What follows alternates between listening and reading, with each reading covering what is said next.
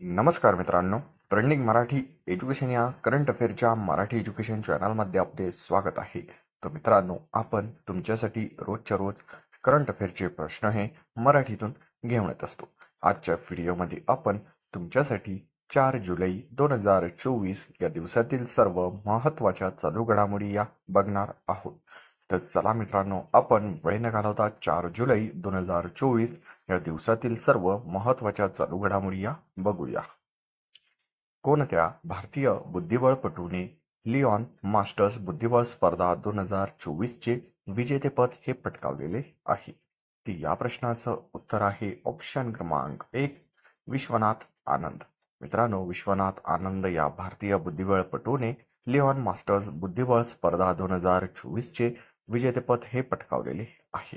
मित्रांनो, विश्वनाथ आनंद यांनी 10व्यांदा लिओन मास्टर बुद्धिबळ स्पर्धेचे विजेतेपद हे पटकावलेले आहे. हा मोस्ट इम्पॉर्टंट पॉईंट आहे, लक्षात असू द्या आणि आपल्या करंट अफेअरच्या बुकमध्ये नोट डाऊन करून ठेवा की विश्वनाथ आनंद यांनी हा 10व्यांदा लिओन मास्टर्स बुद्धिबळ विजेतेपद पटकावलेले आहे. मित्रांनो, लिओन मास्टर बुद्धिबळ स्पर्धा ही स्पेन देशात आयोजित करण्यात येते. हा देखील दुसरा पॉईंट लक्षात असू द्या. तर चला नेक्स्ट चालू घडामोडी आजच्या दिवसाची बघूया. आंतरराष्ट्रीय प्लास्टिक पिशवी मुक्त दिवस कधी साजरा करण्यात येतो? तर या प्रश्नाचं उत्तर आहे ऑप्शन क्रमांक 2, 3 जुलै. मित्रांनो, 3 जुलै हा दिवस आपण आंतरराष्ट्रीय प्लास्टिक पिशवी मुक्तता दिन म्हणून साजरा करण्यात येतो. तर चला नेक्स्ट चालू घडामोडी आजच्या दिवसाची आपण बघूया. अंडर 23 एशियन कुस्ती चॅम्पियनशिप स्पर्धा 2024 मध्ये कोणत्या देशाने सर्वाधिक पदके जिंकलेली आहे? ते या प्रश्नाचं उत्तर आहे ऑप्शन क्रमांक 3, भारत. मित्रांनो, भारताने अंडर 23 एशियन कुस्ती चॅम्पियनशिप्समध्ये 2024 मध्ये भारत देशाने सर्वाधिक पदके ही जिंकलेली आहे. मित्रांनो, या अंडर 23 एशियन कुस्ती चॅम्पियनशिपमध्ये 2024 मध्ये भारताने सर्वाधिक 8 पदके जिंकलेली आहे. मित्रांनो, या 8 पदकांमध्ये 3 सुवर्ण आहे, 2 रौप्य आहे. हा पॉईंट लक्षात असू द्या.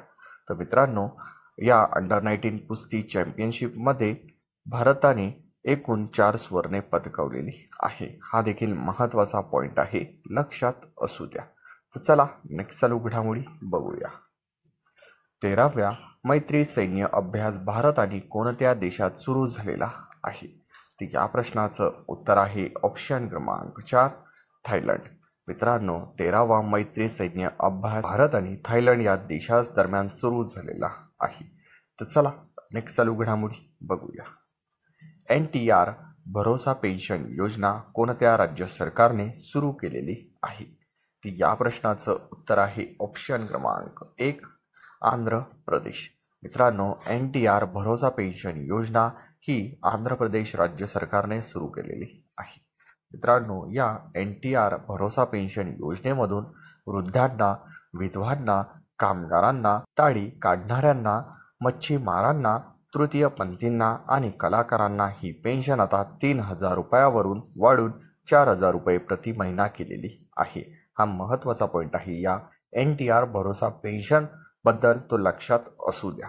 तर चला नेक्स्ट चालू घडामोडी आजच्या दिवसाची आपण बघूया. महाराष्ट्र सरकारने जाहीर केलेल्या मुख्यमंत्री लाडकी बहीण योजनेची वयोमर्यादा 60 वरून किती वर्ष केलेली आहे? तर या प्रश्नाचं उत्तर आहे ऑप्शन क्रमांक 2, 65. मित्रांनो, महाराष्ट्र सरकारने जाहीर केलेल्या मुख्यमंत्री लाडकी बहीण योजनेची मर्यादा आता ही 60 वर्षावरून 65 वर्ष ही केलेली आहे. तर चला नेक्स्ट चालू घडामोडी बघूया. इंडियन ॲग्रिकल्चर रिसर्च इन्स्टिट्यूटच्या संचालकपदी कोणाची निवड झालेली आहे? तर या प्रश्नाचं उत्तर आहे ऑप्शन क्रमांक 3, TR शर्मा. मित्रांनो, इंडियन ॲग्रिकल्चर रिसर्च इन्स्टिट्यूटच्या संचालकपदी आता TR शर्मा यांची निवड ही झालेली आहे. मित्रांनो, ही इंडियन ॲग्रिकल्चर रिसर्च इन्स्टिट्यूटची स्थापना ही 1 एप्रिल 1905 रोजी झालेली असून मुख्यालय हे पोसा, नवी दिल्ली येथे आहे. मित्रांनो, नेक्स्ट चालू घडामोडी बघूया. 4 एशियन देशांची जलद सीमापार व्यवहारासाठी कोणत्या बँकेने पुढाकार घेतलेला आहे? तर या प्रश्नाचं उत्तर आहे ऑप्शन क्रमांक 4 RBI. मित्रांनो, 4 आशियायन देशाशी जलद सीमापार व्यवहारासाठी RBI बँकेने पुढाकार घेतलेला आहे. मित्रांनो, या प्रश्नासंदर्भात 2 पॉईंट आहे ते देखील महत्त्वाचे आहे, ते आपण जाणून घेऊया. यात जलद सीमापार व्यवहारासाठी RBI आणि एशियन संघटनेने प्रोजेक्ट नेक्सस नवीन मंच सुरू करण्याचा निर्णय घेतलेला आहे.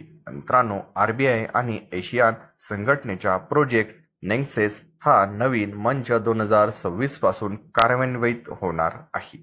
हा देखील दुसरा पॉईंट लक्षात असू द्या. तर चला नेक्स्ट चालू घडामोडी बघूया. कोऑपरेशन ऑर्गनायझेशन SCO ची 24वी शिखर परिषद कोणत्या देशाच्या अध्यक्षतेखाली होत आहे?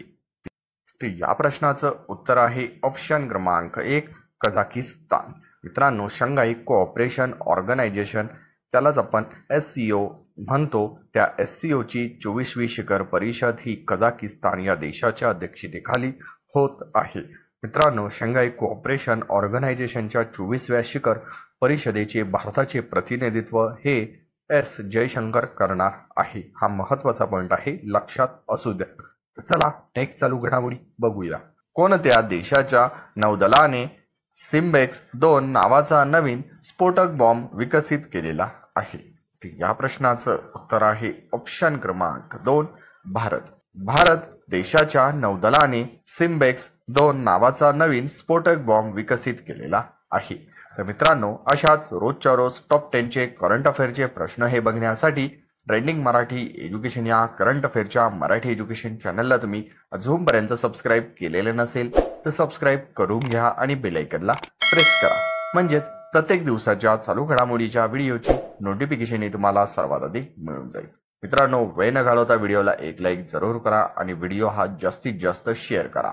याचा फायदा तुम्हाला येत्या परीक्षेमध्ये नक्कीच होणार आहे. मित्रांनो, आपल्या चॅनलचाच उद्देश असा आहे की कमी वेळेत जास्त अभ्यास व सर्व विद्यार्थ्यांपर्यंत विनामूल्य माहिती पोहोचवणे एवढाच आहे. ट्रेंडिंग मराठी एज्युकेशन या करंट अफेअरच्या मराठी एज्युकेशन चॅनलवरील कुठलाही विद्यार्थी आणि विद्यार्थिनी येत्या आगामी पेपरमध्ये करंट अफेअरच्या बाबतीत मागे राहता कामा नये. तुम्ही पूर्ण व्हिडिओ बघितल्याबद्दल तुमचे मनापासून धन्यवाद.